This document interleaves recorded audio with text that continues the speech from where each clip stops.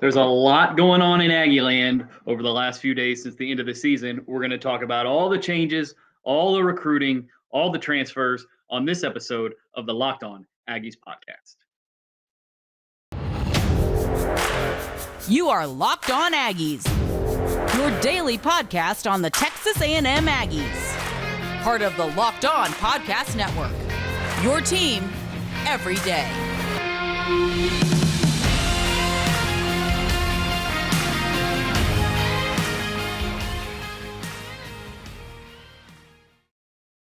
What's up, everybody? Welcome back to the Locked On Aggies podcast, part of the Locked On Podcast Network, your team every day. I'm your host, Joey Ikes. Thanks so much for making Locked On Aggies your first listen. We are free and available wherever you get your podcast. And this episode of Locked On Aggies is brought to you by Sling TV. Sling has something for everyone, especially when it comes to college football coverage.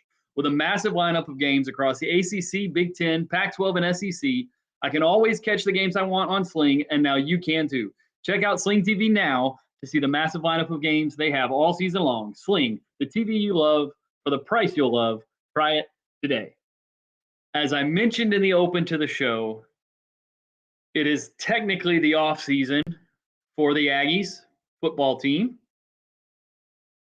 But there's no off season in college football. If you follow college football closely enough to be listening to this show, you understand that well. There's been a lot that has taken place over the last several days, and it's been a lot of news in a lot of different places. And that's transfers in and out. We'll get to those. That's coaching changes. We'll get to that. That's some recruiting that's going on and some news that's come out with that. We're going to start with recruiting. You know what? We're going to start with the coaching staff, because really that's one of the most important aspects of this whole thing, and it's something we're going to talk about a ton over the next couple of weeks as this stuff straightens out. And that is the fact that on Monday, didn't take very long at all, on Monday, A&M announced that they were going to be dismissing or leaving of duties, or that offensive coordinator and tight ends coach Darrell Dickey would no longer be part of the A&M football program as offensive coordinator. And a little bit within, A&M fan circles and message boards and, the whole thing, Twitter and all that kind of stuff, there was a sentiment of, good riddance, like whatever towards this. And I just can't get there with this, for one, because Coach Dickey is, by all accounts, for anyone who's ever interacted with him, just a very, very good person, someone that people enjoy interacting with, a really good coach, all of that kind of stuff. And secondly, to pretend like this is A&M's, or that this is Darrell Dickey's offense that had all the problems, is a little bit disingenuous when we all know that, the guy holding the play sheet and the spiral notebook and the pen and all the other stuff on game day that he doesn't really need is Jimbo Fisher. It's Jimbo Fisher's system that he's been running for forever. It's Jimbo Fisher calling the plays, all of that stuff. But in order to make room for an offense coordinator hire, like we've been talking about on this show for 2 months now, and like we've been talking about all over the place with this A&M team for a while, you have to open up an offensive coordinator position. And A&M technically has 2 offensive coordinators. They have co-offensive coordinators, or they did. Coach Dickey was one offensive coordinator, and James Coley was the co-offensive coordinator and was coaching the receivers. And then you have Jimbo Fisher. So lots of cooks in the offensive kitchen, and maybe that's part of the problem. And so if they're going to bring in a new offensive coordinator, that offensive coordinator needs a chair to sit in. He needs a title, offensive coordinator. Moving on from Coach Dickey allows that position to now be open. The rest of the staff, Coach Steve Adazio was on a 1-year contract, the offensive line coach. All of these other positions within the coaching staff, most of those positions will likely be decided on in some sort of collaboration between Jimbo and whoever this offensive coordinator is. And so that's why this whole thing is the most important deal. is because we believe, and we've seen it on the field, the talent level that a lot of these A&M offensive players have. We've seen Evan Stewart be insanely productive. We've seen Moose Muhammad be insanely productive. We've seen Donovan Green grow throughout the course of the year. We've seen Connor Wigman be very productive as a thrower and as a runner. We've seen the offensive line grow throughout the year, and depending on the decision that Layden Robinson makes in regards to the NFL draft, which we'll talk about later this week with some of the guys that are making those types of decisions, depending on that, there's a chance that you could return your entire starting offensive line from 2022 back for 2023 with growth from the young players, growth from the young depth to potentially create competition for starting jobs, and competition from new incoming recruits, which A&M has a very good offensive line class coming from on a recruiting standpoint. One of those guys, TJ Shanahan, does have a knee injury, so he probably won't factor in much in 2023, but we'll see. But all these other coaching staff positions, the guys who are really going to probably be the difference between what the 2022 offense was and the 2023 offense can be, because the talent is going to largely be the same. That's one of the things about having such a young team. And we're going to talk about the transfer portal here in a moment. But thus far, as of this recording, none of the guys who've entered the transfer portal have been major, big impact players on the offensive side of the ball for the Aggies. So most of the talent will be back. Now it's up to the coaching staff, whatever that staff looks like by the time the season rolls around next year, to maximize that talent on the field and to put that talent into position to be able to succeed. Speaking of succeeding, before we talk about the transfer portal guys, and there are several of them so far, not as many as some other schools, despite what the rumors during the season wanted to tell you, there are some guys who have already announced their intentions to go into the transfer portal. We're going to talk about those guys, but first, I'm going to tell you guys about BetOnline. BetOnline is your number one source for sports betting information, stats, news, and analysis. Get the latest odds and trends for every professional and amateur league out there, from football to basketball to soccer and esports. We've got it all at BetOnline. And if you love sports podcasts, you can find those at BetOnline as well. They're always the fastest and easiest way to get your betting fix. Head to the website today or use your mobile device to learn more. BetOnline, where the game starts. And as I mentioned, there is some transfer action taking place within the Texas A&M program. It has not been the mass exodus that some people anticipated. And there have been 6 guys so far as of the time of this recording that have entered the transfer portal. We'll go through them one by one, talk a little bit about them. Chase Lane, wide receiver, he's going to be a graduate transfer. He's already finished. He's going to be finishing his master's degree this year.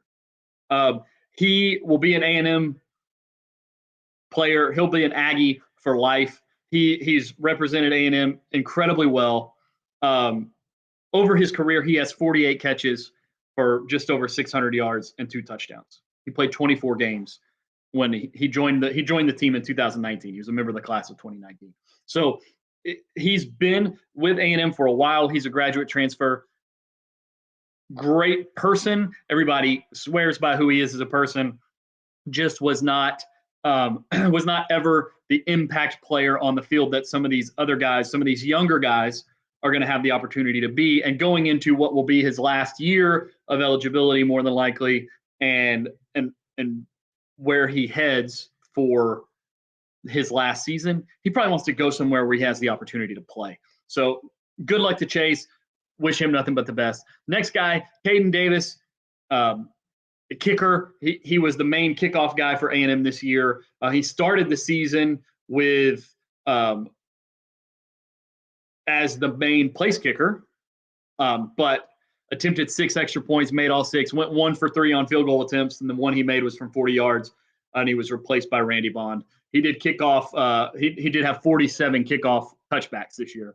So big leg, good guy. Excited to see where he winds up. The next guy is LJ Johnson, running back.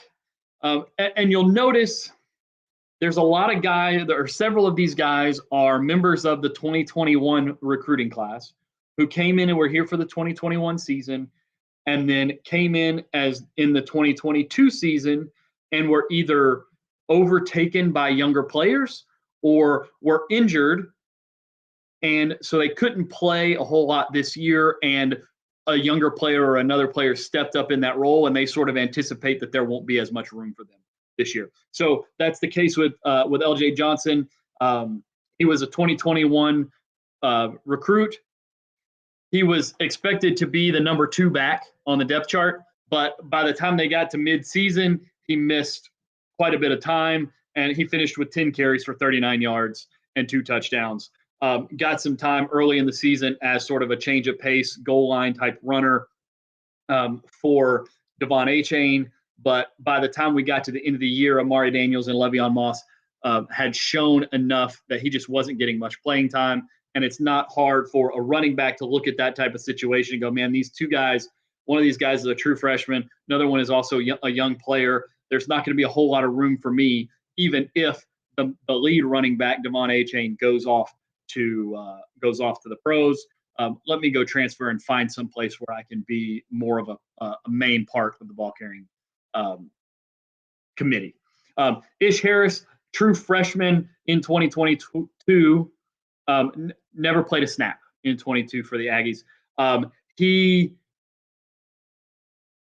was one of the top linebackers in the 2022 class, but couldn't get on the field. And again, this is something that's going to happen when you have a young team that you feel like has depth, is that especially with how much A&M went through from an injury standpoint in 2022, that if you're a guy who didn't get on the field in 2022 for A&M at all, and you look around and you sort of say, hey, you know, they're still pursuing this really high level recruit linebacker in the 2023 class.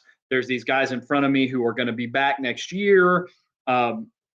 Maybe I'm better off going and looking for another opportunity. It's probably what happened with Ish.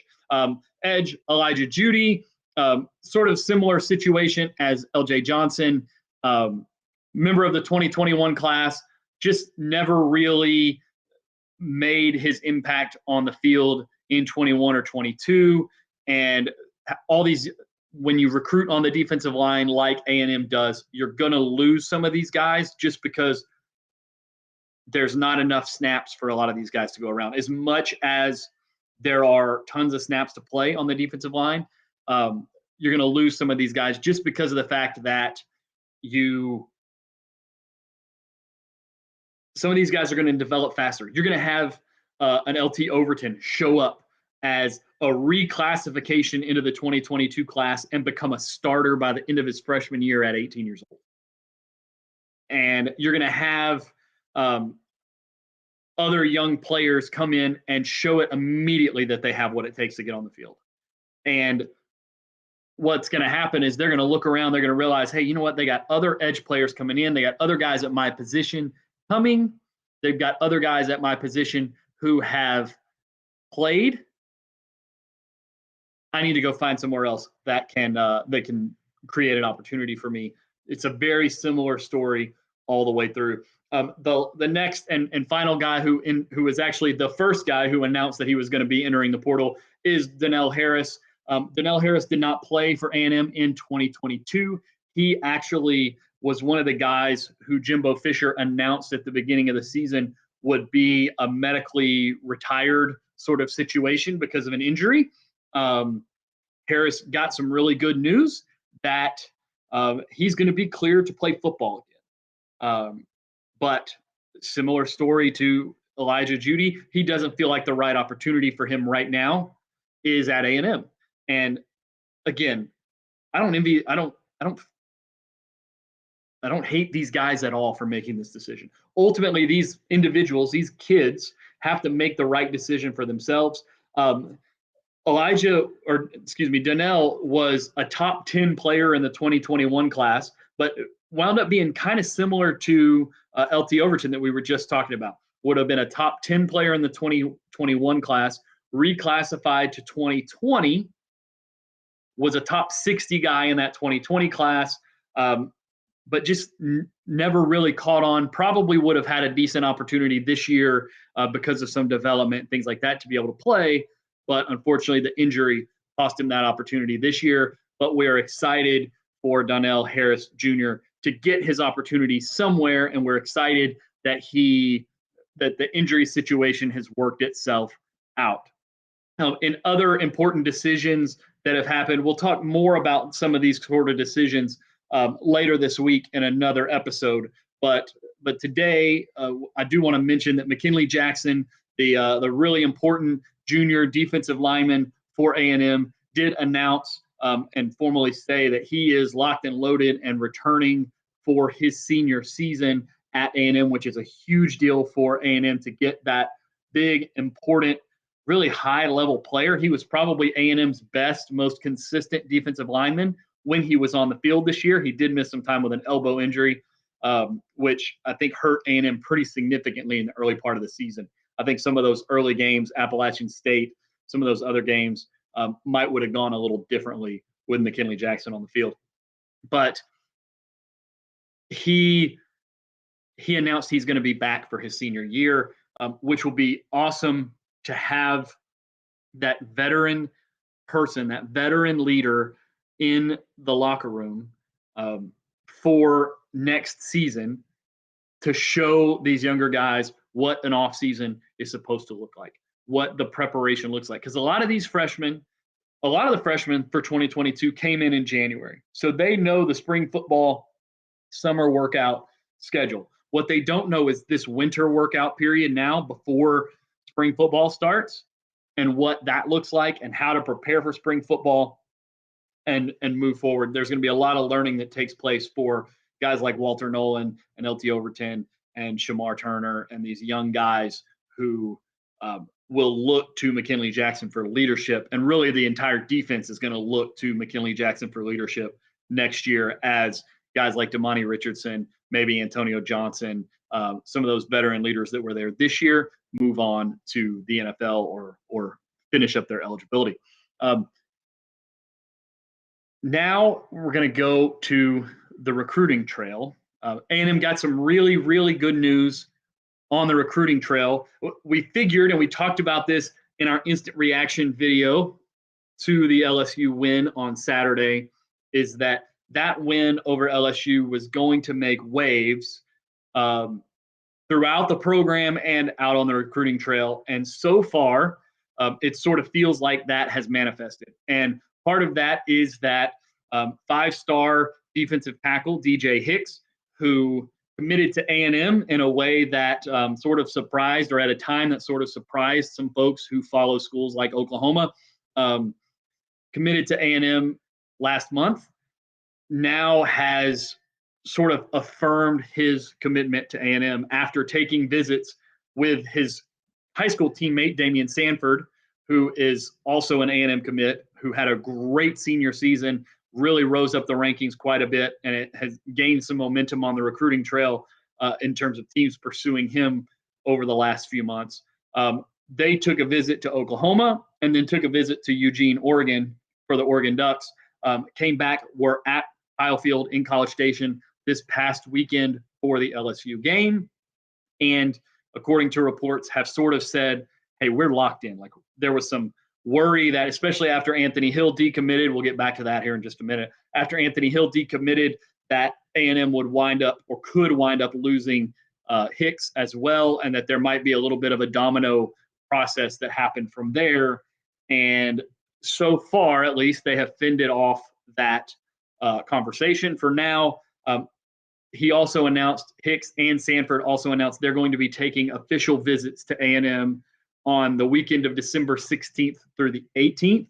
And if you don't know the recruiting calendar very well, the early signing period, National Signing Day, or the opening of the early signing period for the 2022 class, actually opens December 21st. So this weekend, that weekend of December 16th to the 18th, is a really important day for those guys to be in College Station in Aggieland, because it means that the last experience that they will have in their recruiting process before signing day will be an official visit to A&M. So the difference between an official visit and an unofficial visit, if you're not familiar, there's a lot of these intricate rules with recruiting. An official visit is where the school itself can pay for your lodging and your meals and your entertainment and things like that while you are on campus. On an unofficial visit, you can come to campus on your own expense. You can come visit, you can see the coaches, you can go to they can give you a pass to the games, but you have to get yourself there. You have to pay your own way, essentially. On an official visit, they can pay your travel expenses, your hotel costs, your meals, all that kind of stuff. There's been stories out written recently about how much money Texas spent the weekend that Arch Manning took his official visit to Texas. And there was a lot of other guys there that week. So they really roll out the red carpet on those official visits. So it's a big deal to have guys in town that weekend right before signing day, because if that's their last experience, a lot of times you hear these ebbs and flows in these recruiting processes off of the visits, and it makes sense. I mean, think about how much momentum we just saw coming off of this A&M win against LSU, the big high of the visit, the win, the experience, the school, all that kind of stuff. Lots of kids just glowing about that atmosphere at Kyle Field. So to be able to get those guys on campus that last weekend right before signing day is a big deal. But it's not just a big deal because those two guys are going to be there. Another guy, Tony Mitchell, we've talked about him a little bit on this show, is a 5-star defensive back out of Alabama. And he's currently committed to the Crimson Tide. But he announced on Twitter, in addition to posting a picture of himself in A&M getup like they do for their visits, he posted a picture with #GigEm on his Twitter account the other day. He announced he is also going to be in College Station that weekend. And so there's the potential. I would imagine there's going to be several of these commits and things like that in that weekend, whether they're on official visits or unofficial visits. We'll have to see. But I would imagine that Jimbo Fisher and his staff are trying to set that weekend up as sort of a pillar in the recruiting calendar for these guys. A lot like we talk about the pool party at the end of the summer, right before the season starts. Hey, come here right before the season starts. Be a part of this pool party, this event. Be here with the guys who you have the potential to be your teammates and your classmates and things like that next year. Do that again in December, right before signing day. Generate some flips and some unexpected commitments that last few days right before signing day. I know A&M is going to try to get Anthony Hill back on campus between now and signing day. It was a big deal that he took that visit to Austin and did not commit to Texas that weekend and has not committed to Texas since.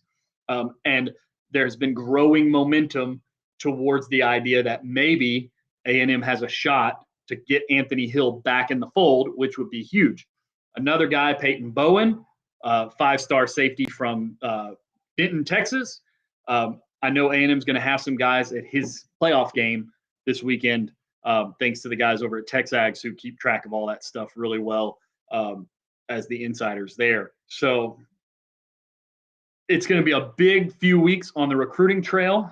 There's the possibility that we've got an offensive coordinator hiring happening over the next few days to week as well, and everything that will go in with that. Hopefully they're able to build some momentum and bring in some more recruits into this class. And we'll also see the transfer portal open up on December 5th. The names are starting to fill that portal up in terms of announcements that are happening as guys throw their hat in the ring to say, hey, you know what? I want to go find another opportunity. I'm available. Bring me to your school and let me play and let me make plays for you. There's going to be a lot of opportunities for those guys in College Station. And it's, A&M just opened up 6 scholarship spots. If you think about if you think about the other side of the portal is the guys who are leaving were not impact players for A&M this year. Really haven't been impact players at almost any point in their career for A&M. Chase Lane maybe being the exception. He had a pretty good year in 2020, but they haven't lost the core of their team. They're going to lose a few guys to the draft, but they haven't lost the young core of their team, at least to this point. And with that being the case, there's some scholarships that just opened up. There's some room in the recruiting class in 2023 in terms of it's not a huge class right now. They're hoping to add to it, but it's not a huge class right now. So there's going to be a lot of room in the portal for Jimbo Fisher and a new offensive coordinator and defensive coordinator, Darrell Dickey, to go to work with their recruiting staff and bring some guys in. We're going to cover all of it here on Locked On Aggies. That's going to be our show for today. Thank you so much for listening. Now that you've made Locked On Aggies your first listen, make sure you go check out Locked On Sports today. It's got the biggest stories of the day, the take of the day, goes beyond the scoreboard and behind the scenes with the local experts of Locked On that only Locked On can provide. Locked On Sports Today, available on this app, YouTube, and wherever you get your podcasts. Guys, I'm your host of Locked On Aggies, Joey Ikes. You can find me on Twitter at Joey Ikes. You can find the show on Twitter at Locked On Aggies, and please go check us out on YouTube. If you're listening on the audio side, the channel is Locked On Aggies there as well. Guys, we're going to have a great offseason. We're going to cover everything really tight here. We're going to get you guys all the information that you need. Thanks so much, and we will see you next time.